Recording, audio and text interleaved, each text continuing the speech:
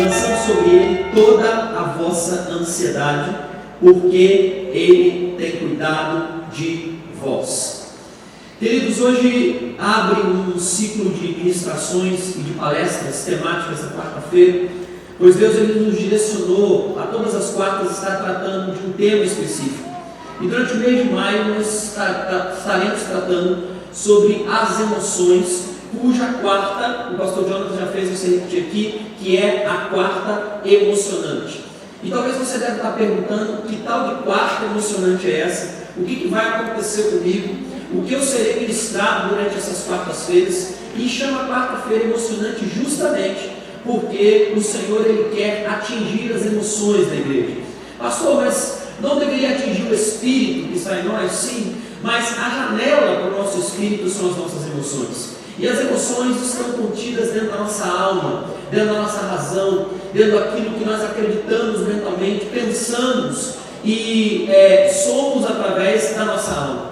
E a todas as quartas-feiras nós vamos tratar diversos assuntos sobre as emoções. Vamos tratar, por exemplo, sobre estresse, sobre depressão, sobre traumas de infância, sobre medos e sobre outros problemas ligados às emoções. E eu tenho certeza que durante esse mês de maio, Deus vai curar suas emoções, Deus vai transformar a sua vida, Deus vai trazer um câmbio para você, uma mudança da sua alma, e eu tenho certeza que você vai ser tremendamente abençoado.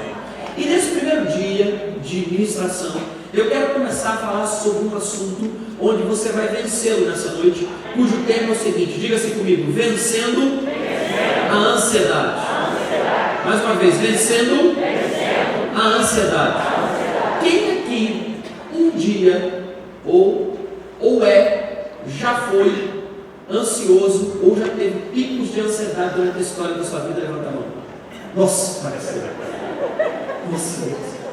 Então eu quero te dar uma informação muito precisa a respeito disso.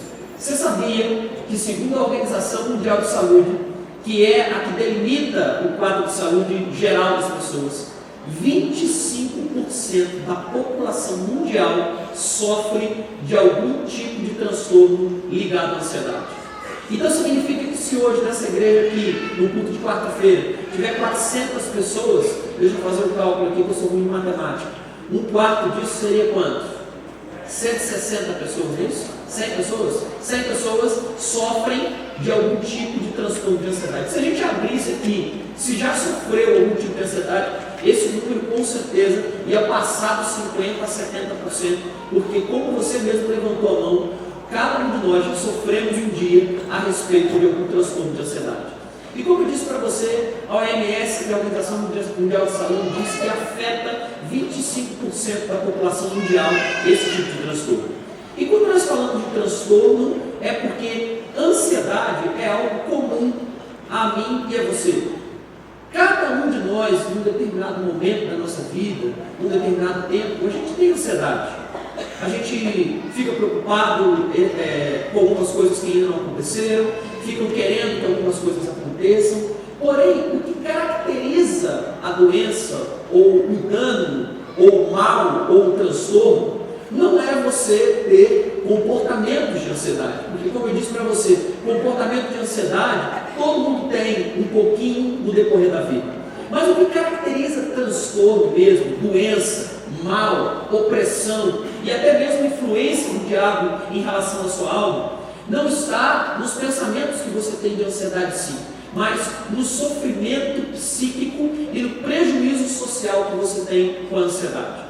O que seria isso, pastor? O que é sofrimento psíquico? É se a ansiedade tira a sua paz. Se a ansiedade tira o seu prazer, tira o seu lazer, tira os momentos onde você deveria estar descansando e ela está presente. Se ela te causa algum tipo de prejuízo social, quer dizer, se você deixa de ir a algum lugar, se você deixa de frequentar algum lugar, se você deixa de ter satisfação em algum lugar, quer dizer, se a tua ansiedade ela causa para você sofrimento psíquico intenso e prejuízo social no seu processo de ir e vir, em frequentar lugares, você está aqui dentro da igreja, mas sua cabeça não está, você está aqui no culto hoje, mas você está pensando no que vai acontecer amanhã às 8 horas da manhã, lá no teu trabalho, ou com a tua conta bancária, ou com alguma coisa que vai acontecer, isso significa que há um prejuízo social. E se há um prejuízo social, um prejuízo psíquico, significa que você sofre de um transtorno, quer dizer, de um mal, de uma doença, e não simplesmente de um sintoma de ansiedade. Eu quero tentar abrir um pouco a tua cabeça para que você entenda. Por exemplo, se você fica ansioso e sofre por isso, ou causa prejuízo na sua qualidade de vida, foi o que eu falei para você, deixa de ser normal e passa a ser patológico. Mas como saber, pastor, se a minha ansiedade ela é normal ou se ela é patológica? Se ela causa prejuízo social, prejuízo psíquico, ou se ela não causa? Como é que eu sei, e eu estou aqui nessa noite no culto desse, se eu sofro ou não de algum transtorno de ansiedade? Se eu tenho esse problema ou eu não tenho esse problema? Como eu faço para diagnosticar? Primeiro eu quero te dizer que diagnóstico ele é feito por qualquer profissional de saúde mental. Então, se você for um psicólogo, um psiquiatra, ele é apto para poder fazer um diagnóstico de transtorno de ansiedade, seja ele de qualquer linha. Então, hoje o que Deus quer fazer com você não é só um diagnóstico de transtorno mental em si, não é um diagnóstico apenas de saúde mental, mas Deus hoje quer fazer um diagnóstico da sua alma. Saber de verdade se você sofre desse mal e quais são as causas desse mal. E não só sofrer e nem saber só a causa, mas também saber a forma de se libertar desse mal. Porque senão não deveria ter esse culto hoje. Apenas te dar informação sobre a ansiedade não iria fazer nada diferente na sua vida. Pelo contrário, você ia ficar mais ansioso ainda porque você tem ansiedade. E isso não vai te trazer benefício algum. Mas quando você vê um culto como esse, você ouve uma palavra, e essa palavra, além de te esclarecer, traz uma libertação e uma cura nas suas emoções, aí sim você foi transformado. E eu quero dizer para você, como profissional de saúde mental, o que Deus faz diante de uma palavra, em 60 minutos, 40 minutos, ou até mais do que isso, nenhum profissional de saúde mental consegue fazer em anos de tratamento. E eu quero te dizer nessa noite que o Dr. Rafael está aqui nessa noite, e ele quer curar as suas emoções, quer arrancar todo o mal de você e tratar a sua alma. Mas vamos lá, se você quer saber se você sofre desse transtorno ou não, eu quero fazer uma pergunta ou uma colocação muito simples para você. A resposta é: todos os seus pensamentos de ansiedade, eles observam duas vertentes que eu vou falar para você. Que vertentes são essas? Pensamento catastrófico e pensamento ruminante. Pastor, que linguagem mais estranha. Vou tentar elucidar um pouco para você. O que é o pensamento catastrófico? É se os problemas que você enfrenta no seu dia a dia, ou as coisas que vão acontecer amanhã, a semana que vem, o mês que vem, ou o ano que vem, quando você para pensar nisso, você coloca esses pensamentos de uma forma pessimista, mas não só de uma forma pessimista, mas de uma forma catastrófica. Sim, isso é um sinal de ansiedade. O outro pensamento é o tal do pensamento ruminante. E o que é o pensamento ruminante, pastor? É aquele pensamento que te acompanha quase que 24 horas por dia, onde você está, aquilo fica. E por que chama ruminante? Porque igual um boi, quando põe capim na boca, fica assim, ele fica horas com aquele capim. E é exatamente isso. Existem pessoas que têm tanto pensamento pessimista, tanto pensamento catastrófico, que eles ficam ruminando na cabeça 1 hora, 2 horas, 3 horas, 4 horas. Isso porque todo ansioso, querido, ele não se preocupa com algo que ainda não aconteceu, só. Mas ele se preocupa também fazendo catástrofes das coisas que ainda não aconteceram. Quer ver um exemplo? Se você é ansioso e você está no momento de crise na fábrica, o facão está passando lá. Uma pessoa que não sofre de um transtorno de ansiedade, ela vai ficar até com medo, sim. Ela vai ficar até preocupada, sim. Mas o pensamento dela não vai levar isso para a igreja, não vai levar isso para casa, não vai levar isso para o lazer, não vai levar isso dirigindo, não vai levar em lugar nenhum. E também não vai ficar criando possibilidades na cabeça do que poderá acontecer. Mas uma pessoa que sofre de um transtorno de ansiedade, nesse momento, por exemplo, de crise, e o cara trabalha numa fábrica, trabalha numa empresa, ele cria uma catastrofização desse pensamento. Quer dizer, ele começa a conjecturar possibilidades do que poderá acontecer com ele. Ele não só se preocupa em si, mas ele começa a criar possibilidades. Ele fica pensando assim, o facão vai passar hoje, então Eu já estou pensando quanto tempo vai durar meu seguro-desemprego. 4 meses. Nossa, eu já estou pensando. A pastora Aline falou da viúva lá que passou fome. Eu já estou pensando na fome que eu e meus filhos vão passar. Mas será que a igreja vai me dar cesta básica? Qual a posição que ele está? Nem mandado embora ele foi. Mas de uma forma catastrófica e ruminante, porque aquilo ficou na cabeça dele durante horas, e até dias, e até semanas. Ele começa a criar uma teoria de conspiração do que poderá acontecer, mas na grande maioria das vezes, você que é ansioso sabe disso, nada disso acontece. Nada disso acontece. Você sofre e não acontece. É quando passa aquele que não me preocupei tanto, né? Nossa, que bobo que eu sou, não era nada disso. O cara gosta de mim aqui na empresa, não deu embora nada, eu já estava pensando na cesta básica que eu ia pegar de grupo. O que é um pensamento catastrófico, querido? É o indivíduo quando é ansioso e ele tem uma febre, por exemplo, e ele chega em casa agora com um termômetro 38,5. Para um ansioso, não é uma febre, é um H1N1. Não é verdade? Onde ele imediatamente corre para a internet e começa a ver assim, 38. Mas peraí, deixa eu colocar outro número que não veio, o termômetro dá 38,6. Aí ele joga na internet, e a internet está dizendo o seguinte: olha, HN1N1 38,5 não é, mas 38,5 acima já é. Aí ele já começa a imaginar ele entubado no CTI, já começa a imaginar o velório dele, todo mundo indo na igreja no velório dele, chorando, a mãe dele em cima do caixão, e ele ali fica por horas imaginando H1N1, imaginando o velório, imaginando o enterro, imaginando o seguro de vida, se vai pagar para a família dele, se não vai, se a família dele vai ficar sem dinheiro ou com dinheiro. Para no final, um aspirina por aí. Verdade? Como eu falei, querido, os pensamentos, eles não só são catastróficos na mente do ansioso, mas ele é também ruminante. Quer dizer, ele não sai da cabeça. Aquilo fica na sua cabeça o tempo inteiro, 24 horas por dia. O ansioso pode estar no melhor lugar do mundo. Ele pode estar na melhor praia do mundo. Ele pode estar com as melhores pessoas do mundo. Ele pode estar no culto mais cheio de poder do mundo. Mas se a cabeça dele está catastrofizando, ele vai ficar ruminando aquele pensamento, e ele pode estar em qualquer lugar do mundo, e aquele lugar do mundo pode ser o melhor, mas para ele vai ser o pior. Eu conheço pessoas ansiosas que vão para a praia e ficam com a cabeça assim, olhando para o mar. Aí fica assim. Aí eu me pergunto: o que foi essa cara brava? Está esperando o tsunami vir no mar lá? Não tem cabeça para estar aqui não.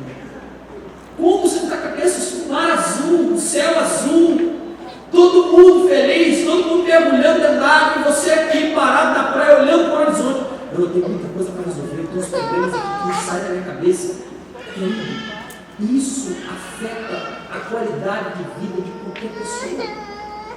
O pensamento ruminante, querido, junto com o catastrófico, quando ele se junta, você pode estar num culto como esse, o poder acontecendo, Deus operando, Deus abençoando, mas a sua cabeça não para de pensar um minuto nas coisas que você tem que resolver amanhã, nos problemas que ainda nem chegaram, nos problemas que ainda não estão diante de você, mas parece que eles já são reais, parece que eles já são aparentes, parece que eles já estão acontecendo com você exatamente naquele momento, mas são coisas que você não sabe nem se vai acontecer. Mas esses pensamentos sugam a sua energia, sugam a sua força, deixam você cada vez mais cabisbaixo, cada vez mais depressivo, cada vez mais angustiado. E angústia, meu irmão, é um troço que dá aqui, ó, no centro do estômago, na verdade. É na cabeça que parece que está no estômago. Você fica com aquele negócio, daqui a pouco você está começando a ter um monte de sintoma físico, porque você sabia que a ansiedade também gera vários sintomas físicos.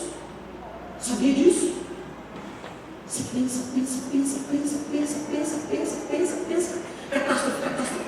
Aí vai dormir. Você dorme? Aí chega no médico e fala: você está com insônia. Não.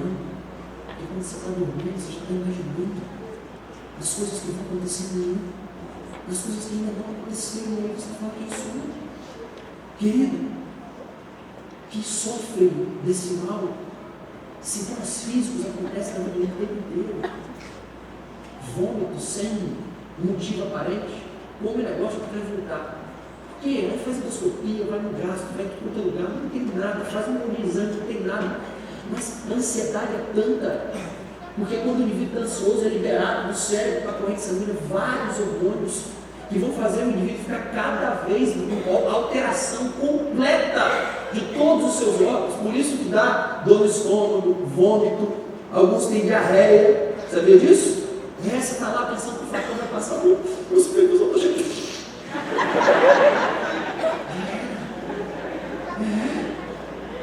Talvez você vai se falar de morte tanto no banheiro, tanto. Querido, isso tira a qualidade de vida de qualquer pessoa. Agora é importante te lembrar que eu disse que esse mal, chamado transtornos de ansiedade, ele está no plural mesmo, é transtornos, porque ele é multifacetado para piorar as coisas. Por que para piorar, pastor? Porque imagine que o transtorno de ansiedade é minha mão, e as multifacetas dele, quer dizer, as coisas associadas a ele, são os meus dedos. Então existem pessoas que sofrem de um transtorno de ansiedade com uma faceta, com duas, com três, com quatro, e até com cinco, e até mais ramificações dentro do seu transtorno de ansiedade. E isso vai causando cada vez mais sofrimento, cada vez mais paranoia, cada vez mais angústia, cada vez mais sintomas físicos, cada vez mais perda da qualidade de vida, cada vez mais problemas. E o transtorno de ansiedade, querido, eles se organizam nessas facetas, e talvez você já tenha ido a um psicólogo, tenha ido a um médico, tenha ido a alguém, e já ouviu falar de vários deles que estão dentro desse eixo chamado transtorno de ansiedade. Um transtorno muito comum que eu queria compartilhar com você hoje, do transtorno de ansiedade, é o chamado transtorno de pânico, ou síndrome do pânico. Quem já ouviu falar? Eu já tive. Pastor, você já teve? Pensei que você era um anjo. Não. Já tive para mim antes de fazer faculdade. Sabe o que aconteceu comigo? Eu estava tão preocupado, minha mente ruminando. Eu namorava pastor, né? Pouquinho, cara. Eu namorava pastor. E eu fui um sacerdote da escola dominical. Você lembra disso, pastor? Dessa época? Então fica na sua lembrança, apaga. Aí, eu estava lá na casa da pastora, namorando, né? Querendo fazer uma média e tal. E eu comecei a ficar preocupado. Eu era tão ansioso naquela época, sabe o que eu fazia? Mesmo no casamento, a gente noivou, namorou e casou em 7 meses. Então sabe o que eu fazia? Eu tinha um calendário na mesa do meu trabalho, eu riscava cada dia que faltava para eu casar. Estou ansioso com ele. Aí um dia eu fui ficando ansioso, aí passou a escola dominical e eu fui almoçar com o meu senhor, ele começou a levar barriga. O que está acontecendo comigo? Daqui a pouco, meu irmão, o meu coração disparou, e eu comecei a tacar de aí de repente começou a dar uma dor no meu peito, eu falei, eu vou morrer. 19, não, quantos anos que tinha? 22 anos, eu não sei quantos anos eu tinha, eu era novo. Aí começou, aí eu falei, me leva para o hospital que eu vou morrer, eu estou infartando. A pastora me botou dentro do carro, irmão. E minha mão foi fumigando. Quem viu Tropa de Elite quando o Capitão Nascimento começa a fumigar a mão, assim, você viu? Aí minha mão começou a fumigar. Eu trabalhava no hospital nessa época, no hospital de emergência. Aí quando a pastora encostou o carro, eu desci assim. Eu sei. Você tá rindo, não era você. Aqui, ó. Se quando eu entrei no hospital, eu tava assim, ó. Me jogaram em cima da cama e tal. Aí veio um médico, na época o médico olhou, o que aconteceu? Esse cara tá ruim e tal. Aí chamaram o CTI, que era o Alexandre na época, o Alexandre que era da igreja. Chamaram o cara, aí ele olhou, tal, rodou elétrico, nada. Vou dar uma injeção de diazepam nele. E uma injeção de diazepam em mim. Toda a minha ansiedade foi embora. E tem gente que sofre de transtorno de pânico. E qual é a característica desse transtorno? Pastor, eu te falei.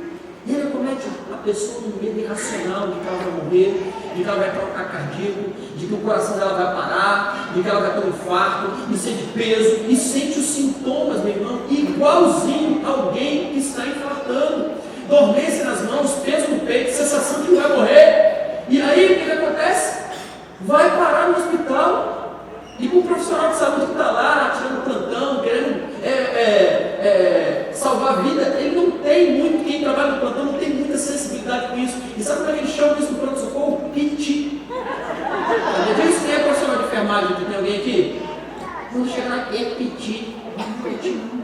São pessoas que sofrem e são acometidas por transtornos de ansiedade tão grave para tirar isso. Um outro ramo que eu quero falar para você, que talvez você sofra nessa noite. Um outro transtorno de ansiedade muito comum é o chamado TOC, transtorno obsessivo compulsivo. Isso é ansiedade, pastor? Claro que é. E o que caracteriza o TOC? São rituais ou pensamentos repetitivos de uma forma muito bizarra. Por exemplo, existem pessoas que têm a necessidade de lavar as mãos várias vezes, mesmo a mão estando limpa. Tem a necessidade de chegar nesse chão aqui e ter que limpar ponto por ponto. Tem pacientes que chegam no meu consultório e ficam olhando assim, ó. Vai falar, o que foi? Papel de parede, senhor, aquele detalhezinho do desenho que está fora. Aí eu pergunto assim, o que o detalhe do papel de parede fora vai influenciar na minha vida? Mas as pessoas ficam no bucho daquilo que tem que organizar. A minha gaveta da cueca vermelha, clara, começa com vermelho médio, vermelho escuro, depois vermelho preto do Flamengo.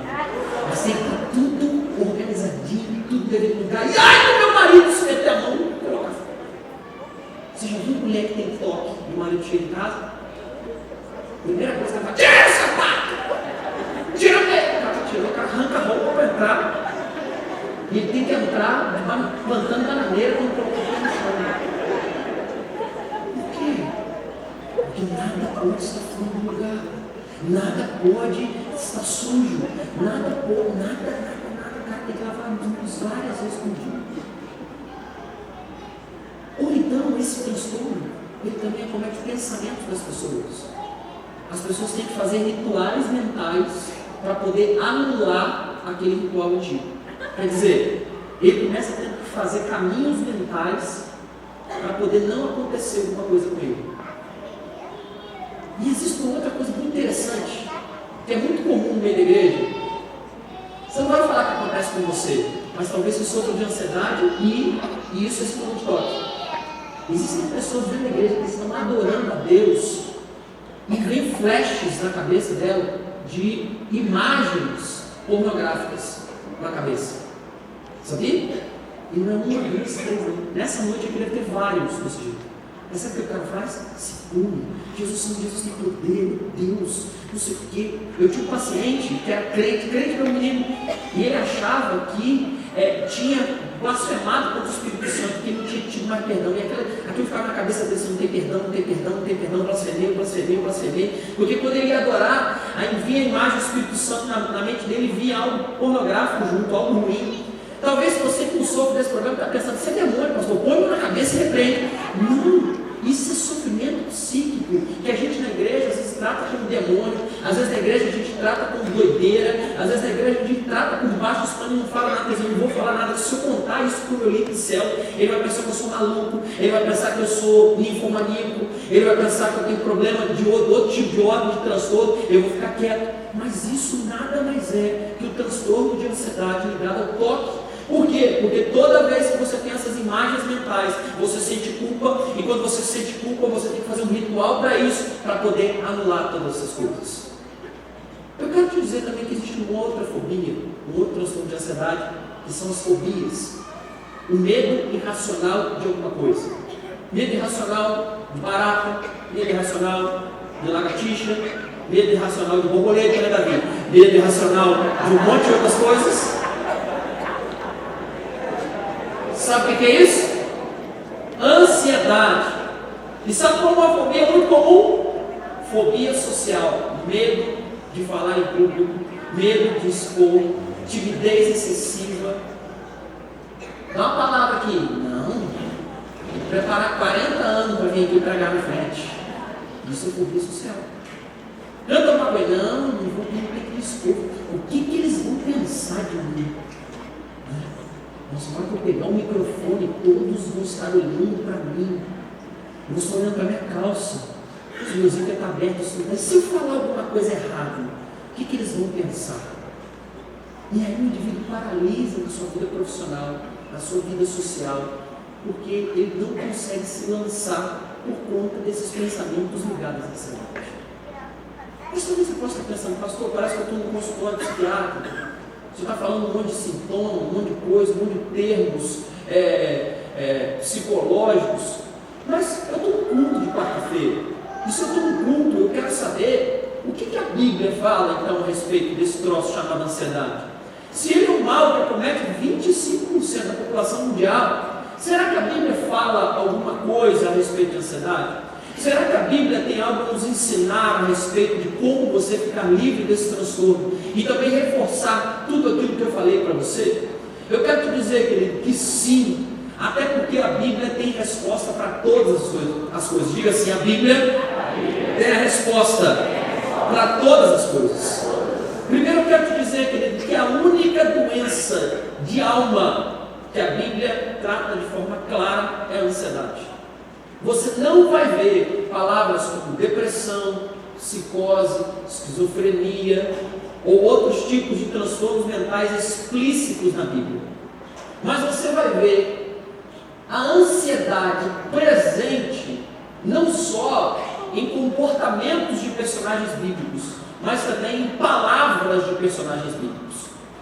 A ansiedade, e eu acho que Deus já sabia disso, com certeza Ele já sabia que é a doença mental que mais acomete as pessoas, como eu falei, 25%.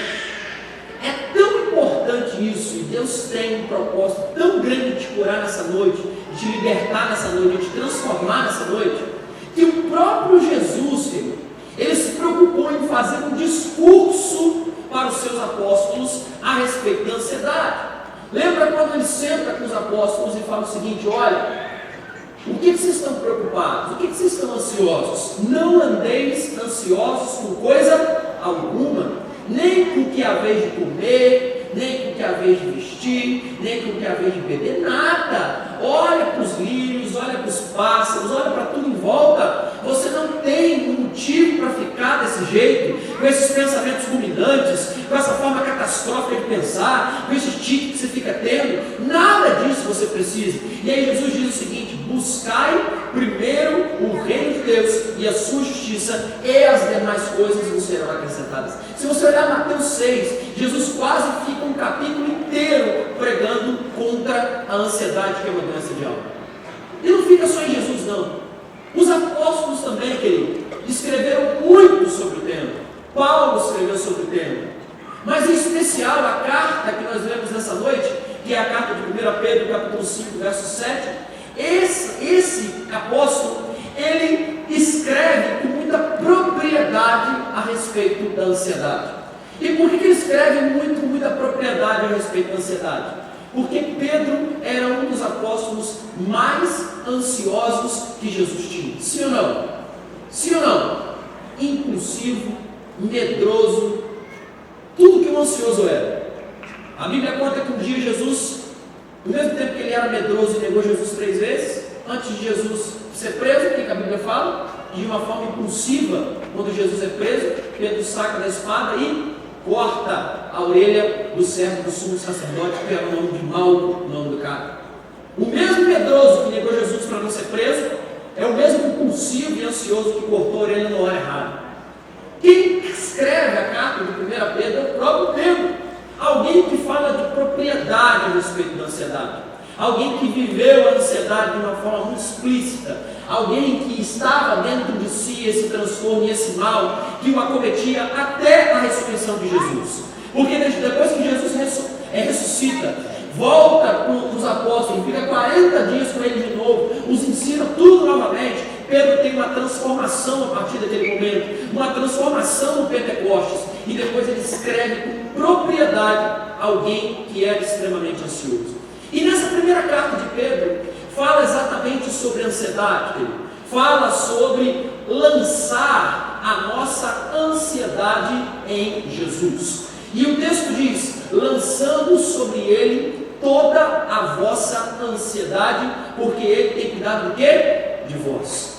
E a psicologia e a psiquiatria, que ele trata a ansiedade como uma doença, mas a Bíblia mostra ela não como uma doença, mas sim como um sintoma.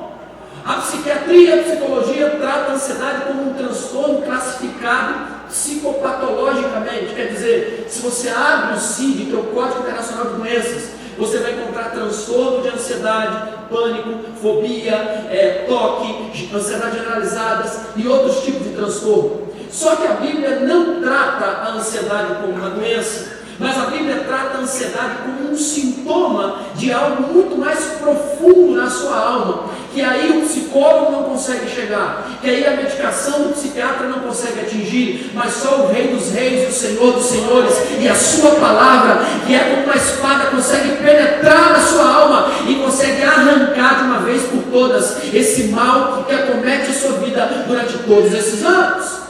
Por isso, querido, eu quero te dizer que a Bíblia diz que a ansiedade não é uma doença, mas a ansiedade é um sintoma. A grande causa da ansiedade, querido, está numa coisa chamada necessidade de controle. Como é que é o nome? Como é que é? Necessidade de controle. Preste atenção. Todo ansioso quer o leme da vida nas suas mãos. Todo ansioso quer o controle da sua própria vida. Todo ansioso quer controlar aquilo que vai acontecer com ele amanhã. Todo ansioso quer saber como vai se comportar diante do destino que vem para ele amanhã. Todo ansioso, querido, quando tem uma sombra de descontrole na sua vida, ele fica extremamente ansioso. Os pensamentos ficam ruminantes, os pensamentos ficam catastróficos, porque ele sente que o leme do barco começa a girar de um lado para o outro, de um lado para o outro, e ele perdeu o controle da situação. Olha só, você que está se identificando com essa palavra, você pode observar, todas as vezes que as coisas saem do controle para você, você cola as placas. Por que quem tem fobia social, quando está aqui na frente, ou quando vai falar em público, ele tem dificuldade? Porque ele não tem controle. Ele fica nervoso, falta palavras, ele acha que não sabe, ele acha que todo mundo vai avaliar ele, e ele perde o controle da situação. Por que um ansioso de pânico, quando entra no hospital, acha que vai morrer? Porque ele não tem o controle da sua própria vida, porque ele não tem o controle da sua própria doença. E toda vez, meu irmão, você que é ansioso, quando as coisas fogem do controle para você, você fica desesperado. E o desespero traz para você a ansiedade. E a ansiedade traz os sintomas ruminantes e catastróficos na sua cabeça. E isso tira a sua qualidade de vida e tem deixado você amuado, triste, ferido, sem perspectiva das coisas melhorarem. Exatamente porque para a Bíblia a ansiedade não é um transtorno, mas um sintoma de alguém que quer controlar a sua vida, de alguém que quer ter o controle supremo de tudo que é em volta.